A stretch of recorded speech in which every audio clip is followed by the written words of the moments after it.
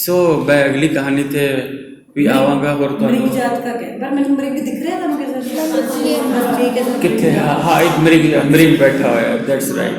हाँ हाँ ठीक है, मृग है और लगभग सोने के रंग का मृग है, गोल्डन कलर मृग है ना। और ये बड़ा अच्छा तुसी लकीली ये कहानी सामने आ गई है। यदि कहानी मैं याद है बिल्कुल, लेकिन इस विच मैं जो मैं खोज रहा सी ना तो मृग जातक के नाम की कोई कहानी नहीं सी। देखो पॉपुलर है मृग जातक, लेकिन जो तुम टेक्स्ट खोजन जा रहे हो मृग जातक नाम की कोई कहानी नहीं है। उसका नाम है नंदीय मृग जातक। कहानी का नाम है नंदीय मृग जातक और मृग के नाम से 7 होर कहानियां है। समझ मेरी गल।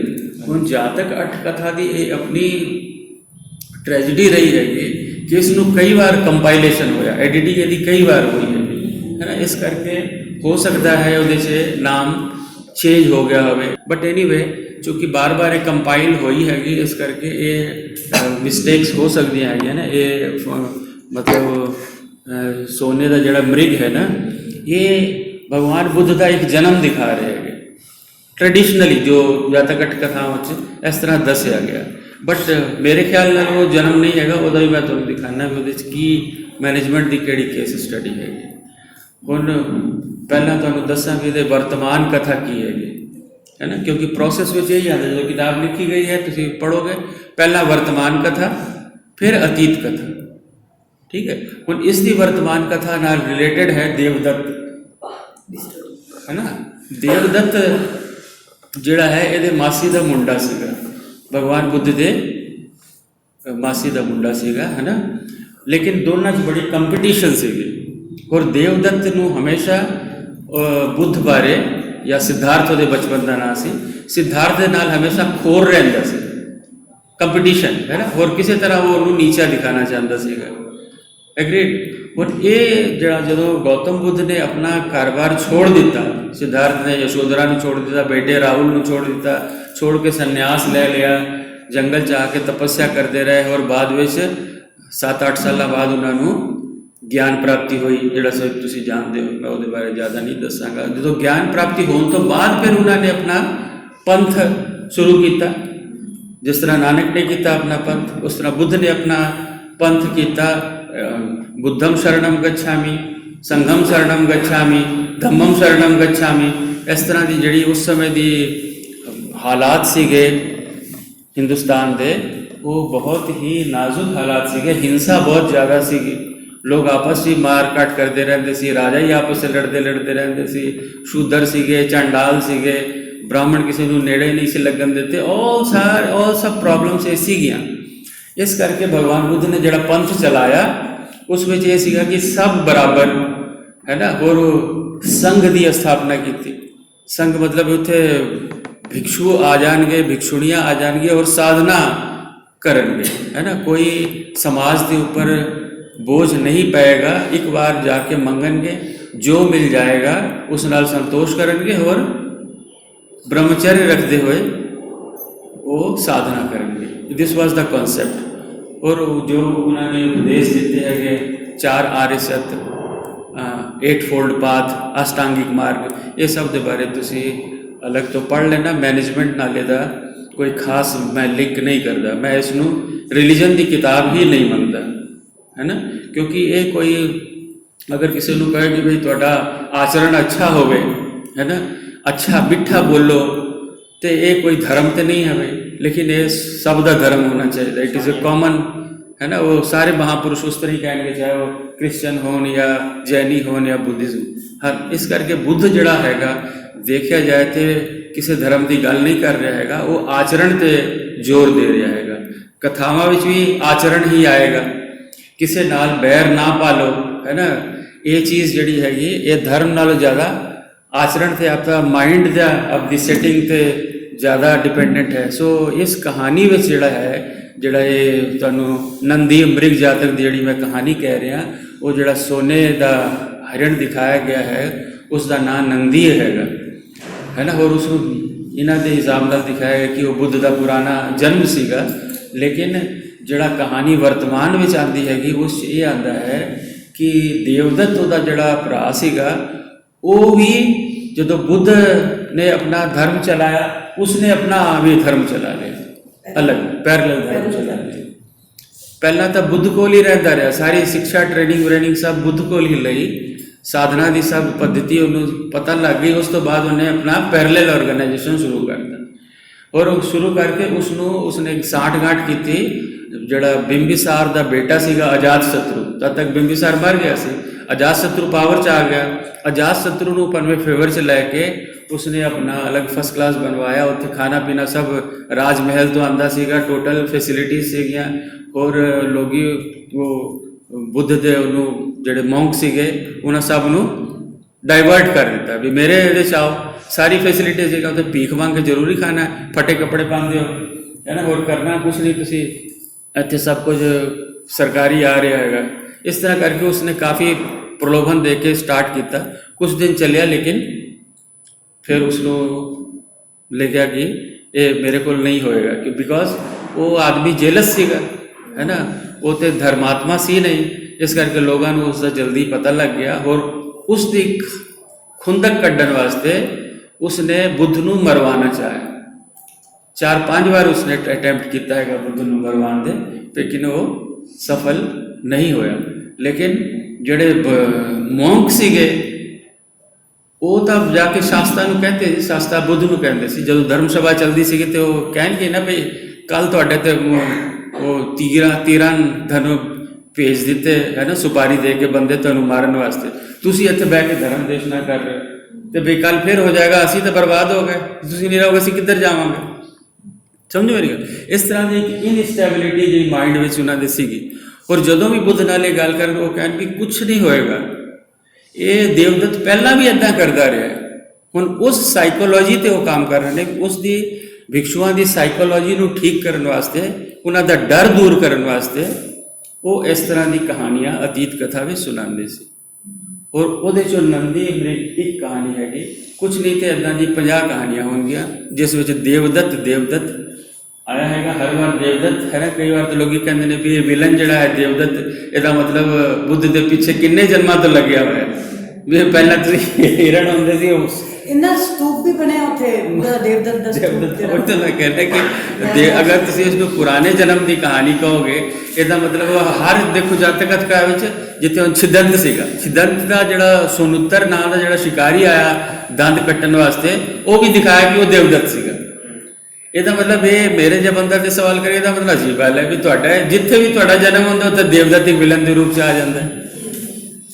ਇਹ ਲਾਈਫ ਵਿੱਚ ਵੀ ਹੈ, ਲਾਈਫ ਵਿੱਚ ਵੀ ਲਾਈਫ ਵਿੱਚ symbolically, yes, it is only symbolic, it is not exactly 100% ਵੀ ਦੇਵਦੱਤ ਵੀ ਉਦੋਂ ਹੀ ਪੈਦਾ ਹੋਇਆ ਹੈ ਨਾ, ਹੋਰ ਉਹਨਾਂ ਦੇ ਐਂਟੀ ਬਣ ਕੇ ਪੈਦਾ ਹੋ ਰਿਹਾ।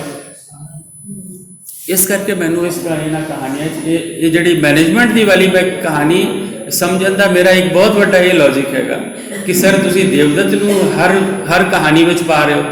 ਜਿਸ ਤਰ੍ਹਾਂ ਹੁਣ ਇੱਥੇ ਨੰਦੀ ਮ੍ਰਿਗ ਹੈਗਾ, ਨੰਦੀ ਮ੍ਰਿਗ ਜਿਹੜਾ ਹੈ ਇਸ ਦੀ ਵਰਤਮਾਨ ਕਥਾ ਵਿੱਚ ਇਸ ਤਰ੍ਹਾਂ ਆਉਂਦਾ ਹੈ ਕਿ ਇੱਕ ਬਨਾਰਸ ਦਾ ਸੇਠ ਸੀਗਾ, ਮਹਾਧਨਵਾਨ, ਬਹੁਤ ਵੱਡਾ ਸੇਠ ਸੀ। ਉਹਦਾ ਇੱਕੋ ਪੁੱਤਰ ਸੀ, ਉਸਦਾ ਨਾਂ ਧਨਕ ਸੀਗਾ। ਹੁਣ ਉਹ ਜਿਹੜਾ ਬੇਟਾ ਹੈ ਉਹ ਲਾਡ ਪਿਆਰ ਨਾਲ ਪਲਿਆ ਹੋਇਆ ਹੈ ਨਾ, ਆਦਤਾਂ ਬੁਰੀਆਂ ਹੈਗੀਆਂ, ਖਰਾਬ ਹੋ ਗਿਆ। ਮਾਂ ਬਾਪ ਨੇ ਵਿਆਹ ਵੀ ਕਰਦਾ, ਫਿਰ ਵੀ ਉਹਦਾ ਲੱਛਣ ਠੀਕ ਨਹੀਂ ਹੋਏ, ਚਾਲ ਚੱਲਣ ਠੀਕ ਨਹੀਂ ਹੋਏ, ਮਾਂ ਬਾਪ ਮਰ ਗਏ। ਉਸ ਤੋਂ ਬਾਅਦ ਇਸਨੇ ਆਪਣੀ ਸਾਰੀ ਜਾਇਦਾਦ ਜਿਹੜੀ ਹੈਗੀ ਜੂਆ ਖੇਲ ਕੇ और इधर उधर बर्बाद कर दी थी। लोगों को कर्ज ले के चलता रहा और जब जो कर्ज इन्ना चढ़ा लिया सिर ते कि लोग कहन भी दे है ना, और कह अच्छा मेरे प्यो ने उत्थे रखा हैगा गंगा किनारे खजाना दबिया हैगा, चलो तुहानूं मैं उधर लै चलदा, उत्थों पट के दे देंगा। खैर वो लै गया सब लोग है ना, और गंगा च छाल मार दी। ठीक है, छलांग लगा दी भी हुण समझ मेरी गल। और छलांग जो डुबन लग गया तो फिर हाल तो आई पाई बचाओ बचाओ बचाओ, और बह के तो बहुत दूर चला गया। उदों ये नंदी जड़ा हैगा एक मृग उसकी आवाज़ सुनता है और वो पानी तीर जाता हैगा, पानी च जाके देखिए कोई काफी मेरी लोग- आवाज़ पहुंच रही है ना? अच्छा, खैर ते ये नंदी जड़ा है कहानी सब बिजी हो गए तो स्पार्क तक तो पता ही नहीं लग रहा, पर कोई गल नहीं साਡਾ सर कोई ਹੁਣ ਜਿਵੇਂ ਕੋਈ ਆਪਾਂ ਸਪਸ਼ਟ ਗੱਲ ਕਰਦੇ ਨਾ ਆਪਾਂ ਹਮੇਸ਼ਾ ਜਿਤਾਵਨਾ ਪਰ ਜਿਤਾਵਨਾ ਆਪਣੀ ਪ੍ਰੋਨਾਂਸੀਏਸ਼ਨ ਹੀ ਗਲਤ ਹੋ ਜਾਂਦੀ ਹੈ। ਜੇਤਵਨ ਦੀ ਗੱਲ ਕਰ ਰਹੇ ਸਰ, ਜੇਤਵਨ ਘੁੰਮ ਕੇ ਜੇਤਵਨ ਮੀਨਿੰਗ ਹੀ ਕੀ ਹੈ ਉਹਦਾ ਉਹ ਸਮਝਾ ਹਾਂ ਹੁਣ ਦੇਖੋ ਨਾ ਜੇਤਵਨ ਜਿਹੜਾ ਹੈ ਉਹ ਅੰਗਰੇਜ਼ੀ ਨੇ ਬਹੁਤ ਹੀ ਸਾਡਾ ਨੁਕਸਾਨ ਕੀਤਾ ਹੈ। ਸਾਰੀਆਂ ਚੀਜ਼ਾਂ ਦਾ ਹੀ ਬਿਲਕੁਲ ਪ੍ਰੋਨਾਂਸੀਏਸ਼ਨ ਖਤਮ ਕਰ ਦਿੱਤੀ। ਜਿਤਾਵਨਾ ਕਹਿੰਦੇ ਹੈ ਉੱਥੇ ਇੰਡੋਨੇਸ਼ੀਆ ਗਏ, ਬੜੀ ਸਾਡੇ ਆਪਣੇ ਲੈਂਗੁਏਜ ਦਾ ਉੱਥੇ ਪ੍ਰਚਾਰ ਸੀਗਾ, ਲੇਕਿਨ ਅੰਗਰੇਜ਼ੀ ਜਦੋਂ ਗਿਆ ਸਭ ਖਰਾਬ ਕਰ ਦਿੱਤਾ ਉਹਨੇ। ਐਕਚੁਅਲ ਪ੍ਰੋਨਾਂਸੀਏਸ਼ਨ ਹੀ ਨਹੀਂ ਆਉਂਦਾ ਹੈ ਨਾ। ਤੇ ਜੇਤਵਨ ਸੋ ਜੇ ਹੈ ਉਹ ਜੇਤਵਨ। ਔਰ ਸਰਾਵਸਤੀ ਨਾਂ ਦਾ ਇੱਕ ਨਗਰ ਹੈ ਅਜੇ ਵੀ ਯੂਪੀ 'ਚ ਪੈਂਦਾ ਹੈਗਾ, ਉਸ ਜਗ੍ਹਾ ਤੋਂ ਨੇੜੇ ਹੀ ਪੈਂਦਾ ਹੈ ਉਹ ਜੇਤਵਨ। ਤੇ ਹੋਇਆ ਕਿ ਇਸ ਨੰਦੀ ਮ੍ਰਿਗ ਬਾਰੇ ਮੈਂ ਦੱਸ ਸਕਾਂ ਕਿ ਇਹ ਜਿਹੜਾ ਨੰਦੀ ਮ੍ਰਿਗ ਹੈ ਇਸਨੇ ਉਸਨੂੰ ਬਚਾ ਲਿਆ, ਬਚਾ ਕੇ ਲੈ ਆਇਆ ਆਪਣੇ ਜਿੱਥੇ ਰਹਿੰਦਾ ਸੀ ਝਾੜੀ ਚੂੜੀ 'ਚ ਨਾ, ਉੱਥੇ ਉਸਦਾ ਥੋੜਾ ਟ੍ਰੀਟਮੈਂਟ ਕੀਤਾ, ਥੋੜਾ ਫਲ ਫਰੂਟ ਖਿਲਾਇਆ ਵਗੈਰਾ, ਠੀਕ ਹੋ ਗਿਆ। ਔਰ ਉਸ ਤੋਂ ਬਾਅਦ ਜਿਹੜਾ ਹੈ ਉਸਨੂੰ ਕਹਿੰਦਾ ਹੈ ਵੀ ਤੂੰ ਮਤਲਬ ਹੁਣ ਚਲਾ ਜਾ, ਪਰ ਕਿਸੇ ਨੂੰ ਦੱਸੀ ਨਹੀਂ ਕਿ ਇੱਥੇ ਸੋਨੇ ਦਾ ਮ੍ਰਿਗ ਰਹਿੰਦਾ ਹੈਗਾ, ਹੈ ਨਾ। ਕਿ ਗੋਲਡਨ ਮ੍ਰਿਗ ਤੁਹਾਨੂੰ ਕਿੱਥੇ ਮਿਲੇਗਾ? It is a rare species. अब किसी को दसी ना तू परोपकारता नंदी ने कर दिता, ਉਹਦੀ ਜਾਨ ਬਚਾ ਦਿੱਤੀ। ਅੱਛਾ ਜਦੋਂ ਇਹ ਨਿਕਲਿਆ ਹੈਗਾ ਤੇ ਜਿਹੜਾ ਇਤਫਾਕ ਦੀ ਗੱਲ ਹੈਗੀ, ਰਾਣੀ ਜਿਹੜੀ ਬਨਾਰਸ ਦੇ ਰਾਜਾ ਦਾ ਉਸਨੇ ਸੁਪਨ ਦੇਖਿਆ ਵੀ ਇੱਕ ਗੋਲਡਨ ਡੀਅਰ ਹੈ, ਗੋਲਡਨ ਹਿਰਨ ਹੈ ਜਿਹੜਾ ਉਪਦੇਸ਼ ਦੇ ਰਿਹਾ, ਠੀਕ ਹੈ। ਹੋਰ ਉਸਨੇ ਰਾਜਾ ਨੂੰ ਕਿਹਾ ਕਿ ਮੈਨੂੰ ਤਾਂ ਇਹ ਗੋਲਡਨ ਹਿਰਨ ਚਾਹੀਦਾ ਹੈਗਾ। ਉਹਨੇ ਲੋਕਾਂ ਨੂੰ ਪਤਾ ਕਿ ਤੁਹਾਨੂੰ ਗੋਲਡਨ ਹਿਰਨ ਮਿਲੇਗਾ, ਕਹਿੰਦਾ ਕੋਈ ਗੋਲਡਨ ਹਿਰਨ ਤਾਂ ਹੁੰਦਾ ਨਹੀਂ ਹੈ, ਕਿਤੇ ਸੁਣਿਆ ਨਹੀਂ ਹੈਗਾ। ਫਿਰ ਉਸਨੇ ਕੀ ਪੂਰੀ ਮੁਨਾਦੀ ਕਰਵਾਈ, ਹੈ ਨਾ। ਇਸ ਕਿਤਾਬ 'ਚ ਇਸ ਤਰ੍ਹਾਂ ਲਿਖਿਆ ਹੈਗਾ, ਉਸ ਸਮੇਂ ਦਾ ਸਿਸਟਮ ਹਾਥੀ ਦੇ ਉੱਪਰ ਇੱਕ ਤਖਤੀ ਲਗਵਾ ਕੇ ਕਿ ਵੀ ਜਿਹੜਾ ਵੀ ਗੋਲਡਨ ਹਿਰਨ ਦਾ ਪਤਾ ਦੇਗਾ, ਔਰ ਉਸ ਦੇ ਉੱਪਰ ਇੱਕ ਸੋਨੇ ਦੀ ਪੇਟੀ ਬਾਕਸ ਜਿਹੜਾ ਹੈ ਉਹ ਐਲੀਫੈਂਟ ਦੇ ਉੱਪਰ ਹੈਗਾ, ਉਸ 'ਚ ਕਰੰਸੀ ਭਰੀ ਹੋਈ ਹੈਗੀ ਪੂਰੀ ਮੁਦਰਾ ਵੀ। ਇਹ ਤਾਂ ਇਮੀਡੀਏਟਲੀ ਹਾਥੀ ਸਮੇਤ ਇਹ ਉਸ ਨੂੰ ਦੇ ਦਿਆਂਗੇ ਜਿਹੜਾ ਦੱਸੇਗਾ ਵੀ ਉਸ ਨੂੰ ਅਵਾਰਡ ਜਿਹੜਾ ਦੱਸੇਗਾ ਵੀ ਗੋਲਡਨ ਡੀਅਰ ਕਿੱਥੇ ਰਹਿੰਦਾ ਹੈਗਾ, ਹੈ ਨਾ। ਅੱਛਾ ਹੁਣ ਇਹ ਨਿਕਲਿਆ ਹੈਗਾ ਦੇਵਦੱਤ, ਹੈ ਨਾ। ਦੇਵਦੱਤ ਬਾਹਰ ਆਇਆ ਸਿਟੀ ਸੋਰੇ ਮੁਨਾਦੀ ਸਾਹਮਣੇ ਦੇਖ ਰਿਹਾ ਹੈਗਾ ਤੇ ਹੀ ਵਾਸ ਵੈਰੀ ਕੀ ਕਹਿੰਦੇ ਨੇ ਬਹੁਤ ਲਾਲਚੀ ਤਾਂ ਪਹਿਲੇ ਹੀ ਸੀਗਾ, ਹੈ ਨਾ। ਉਹਨੂੰ ਲੱਗਿਆ ਵੀ ਇਹ ਤਾਂ ਗੋਲਡਨ ਅਪਰਚੁਨਿਟੀ ਹੈ, ਮੈਂ ਤਾਂ ਦੇਖ ਕੇ ਆਇਆ ਹੁਣ। ਲੇਕਿਨ ਜਿਹੜਾ ਉਸਨੇ ਜਾਨ ਬਚਾ ਕੇ ਜਿਹੜਾ ਉਸਨੇ ਉਸਦੀ ਮਿੱਤਰਤਾ ਸੀਗੀ ਉਸਦਾ ਉਸਨੇ ਕੋਈ ਕਦਰ ਨਹੀਂ ਪਾਈ।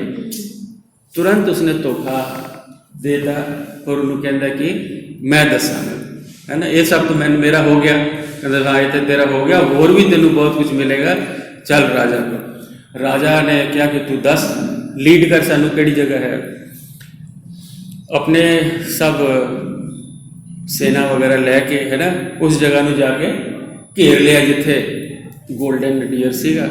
ਘੇਰ ਕੇ ਜਦੋਂ ਇਹ ਦੇਖਿਆ ਇਸਨੇ ਕਿ ਹੁਣ ਤਾਂ ਮਤਲਬ ਮੇਰੀ ਜਾਨ ਤੇ ਬਨ ਆਈ ਹੈਗੀ, ਹੈ ਨਾ।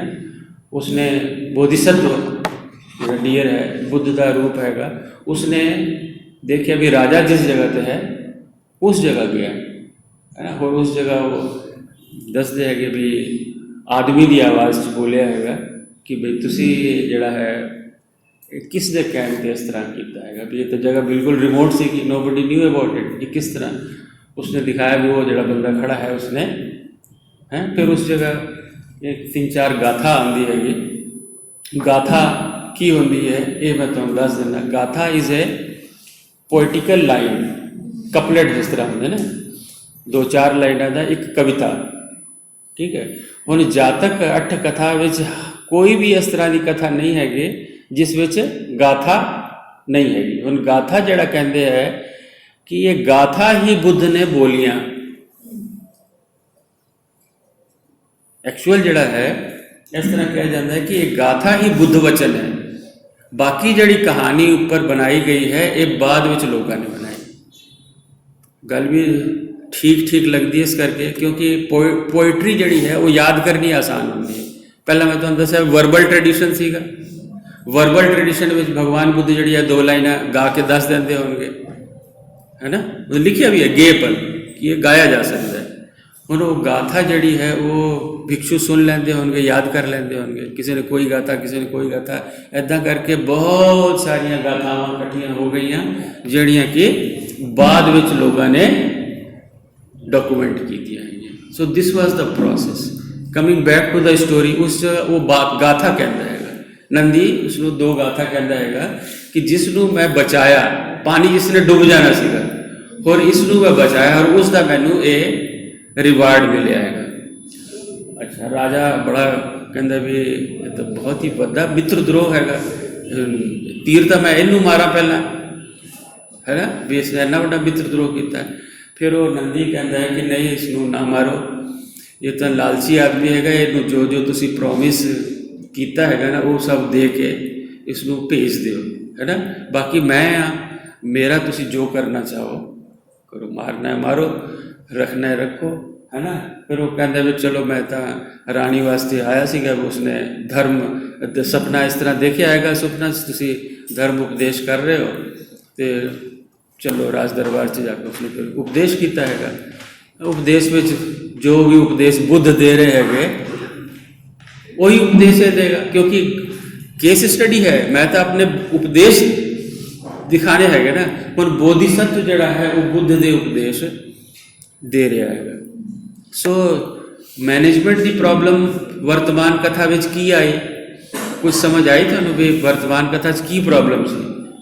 ਪ੍ਰੋਬਲਮ ਤੁਹਾਨੂੰ ਮੈਂ ਦੱਸਿਆ ਵੀ ਮੌਂਕਸ ਜਿਹੜੇ ਨੇ ਉਹ ਡਿਸਟਰਬਡ ਹੈਗੇ ਕਿ ਰੋਜ਼ ਰੋਜ਼ ਤੁਹਾਡੇ ਨਾਲ ਇਹ ਸਭ ਹੋ ਰਿਹਾ ਹੈਗਾ, ਕਦੀ ਕੋਈ ਅਟੈਂਪਟ ਹੁੰਦਾ, ਕਦੀ ਕੋਈ ਅਟੈਂਪਟ ਹੁੰਦਾ ਹੈਗਾ, ਅਤੇ ਕੱਲ੍ਹ ਨੂੰ ਅਗਰ ਕੋਈ ਤੁਹਾਡਾ ਖੁਦਾ ਨਾ ਖਾਸਤਾ ਕੁਝ ਹੋ ਜਾਏ ਤਾਂ ਫਿਰ ਸਾਡਾ ਕੀ ਹੋਏਗਾ?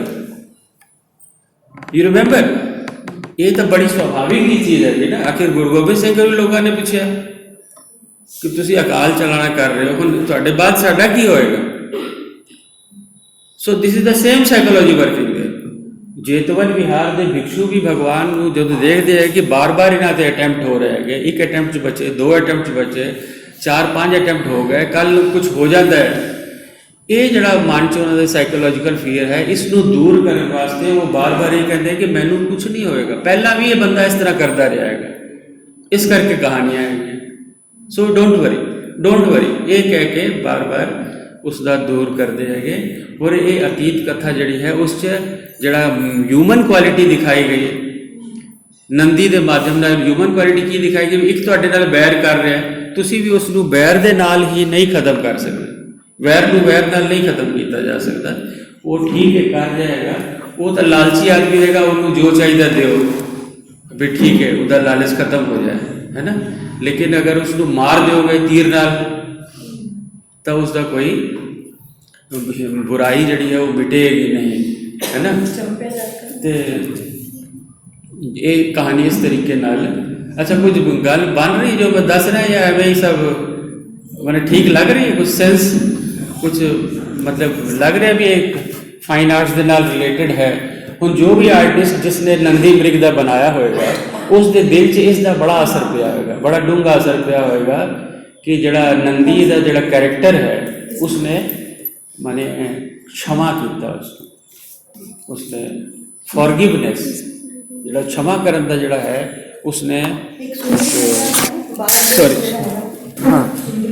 तो इस ਜਿਹੜੀ 2 ਚੀਜ਼ਾਂ मैडम मैं 2 ਚੀਜ਼ਾਂ ਹੋਰ इस कहानी ਦੇ रूट ਦੇ ਰਾਹੀਂ ਲੱਭਿਆ ਹੈਗਾ। ਉਹ ਇਹ ਹੈਗਾ कि उस कहानी ਵਿੱਚ ना मैडम ਅੱਗੇ ਆਂਦਾ ਹੈਗਾ बड़ी प्यारी चीज़ उसने नंदी ने किया भी ਤੁਸੀਂ राजा कहता मैं तुमको अभय दान देता, मतलब मैं तेरे प्राण नहीं लवांगा। नंदी ਨੂੰ कह रहा राजा कि मैं तेरे प्राण नहीं लवांगा, ठीक है, मेरे ਵੱਲੋਂ ਤੈਨੂੰ अभय दान है। फिर वो कहते भी महाराज तो खाली कल्ले मैनू अभयदान देने नाल सब प्राणियों को तो अभयदान नहीं मिलता है। फिर वो कहते ठीक है मैं सब नू अभयदान दे भी कोई भी हरिण जड़ा है वो मेरी प्रजा वालों कोई भी हरिण नहीं मारिया जाएगा, पूरे अपने मैं राज में डिक्लेयर करवा जाएगा भी कोई हिरण नहीं मारेगा, ठीक है। फिर वो कहते भी खाली हिरणा तक तो गल नहीं है कि बाकी हो रहा नहीं हिंसा हो रही है, ठीक है। फिर वो राजा कहता है कि ठीक है फिर कोई भी हिंसा इतने नहीं